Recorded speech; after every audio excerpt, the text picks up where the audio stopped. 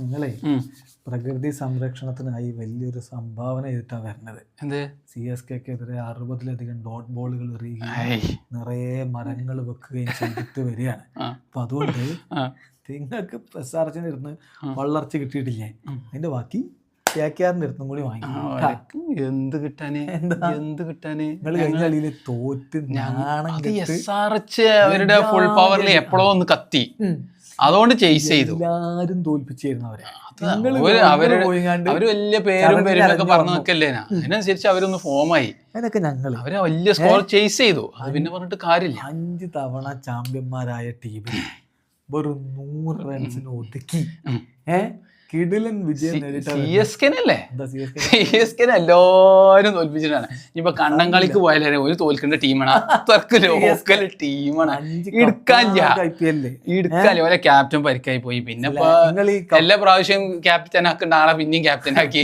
എന്നിട്ട് അതുകൊണ്ട് വലിയ കാര്യമുണ്ടോ? ഒരു കാര്യമില്ല. വെറുതെ ഇങ്ങനെ വരിക, അല്ല പറഞ്ഞില്ല. കണാരൻ ചോദിച്ചോ ഈ ഔല് കുഴച്ച കഥയാണോ പറഞ്ഞത്, സ്വാതന്ത്ര്യ സമരത്തിന്റെ കഥയാണോ പറഞ്ഞത്? CSKന്റെ കഥ അല്ല പറയണത്.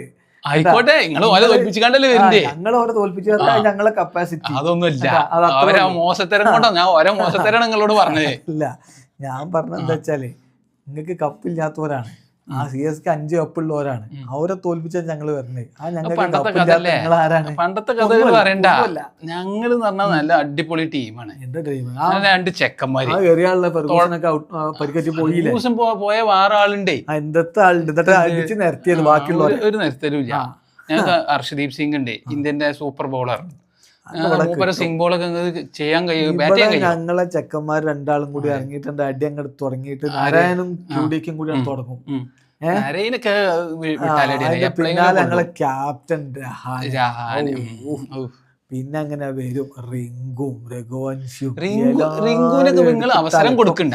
പിന്നത്താ കഴിഞ്ഞ കളിയിൽ വെറുതെ ഒരു പേരിനൊന്നും മുമ്പ് ഇറക്കിട്ട് കൊടുത്ത്, അല്ല അല്ലെങ്കിൽ ഫുള്ളാ ചങ്ങനെ തട്ടി ബാക്കിൽ കൊണ്ടുപോകലാണ്. ഞങ്ങൾക്കറിയാം ഞങ്ങളെ കളിക്കാരെ എപ്പോ ഉപയോഗിക്കണം. അതിൽ നിങ്ങൾ ബേജാറാകണ്ട. പിന്നെ ഞങ്ങളെ ശ്രേയസേരൊക്കെ എന്തൊരു ഫോമിലാണ്. അതെ, അതിപ്പോ നമ്മളെ ചക്രവർത്തി വരുമ്പോ ശരിയാവും.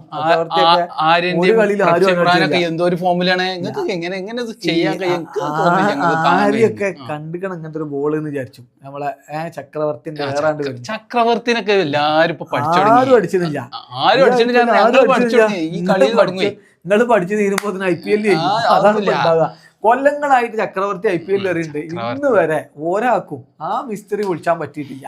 പിന്നെ ഞങ്ങളെ സുനിൽ നാരായണനും കൂടി ചേരുമ്പോ സുനിലിനൊക്കെ എല്ലാവരും പൂട്ടിക്കണേ. പിന്നെ സുനിൽ നാരായണ കാര്യം ഞാൻ ആലോചിക്കണേ. എന്തേ ഞങ്ങൾക്ക് ചെങ്ങായിമാര് അഭിഷേക് ശർമ്മ ഞങ്ങളെ മാക്സ്വെല് ഫോം ആയാലും പിന്നെന്താ ആകില്ലോ. ഏത് കാലത്ത് ഫോമായത് സ്റ്റോയിനിസ് കഴിഞ്ഞാൽ 4 അടി നല്ല ഫോമാണ്. അതിനപ്പുറത്ത് മറ്റുള്ളവർ അടിച്ചു. അപ്പൊ അതുകൊണ്ട് അത് തോറ്റു. ഞാൻ പറഞ്ഞെന്താ വെച്ചാല് കെജൂല മക്കളെ, CSKനെ തോൽപ്പിച്ച ഞങ്ങൾക്ക് നിങ്ങളൊന്നും ഒരു ഇരല്ല.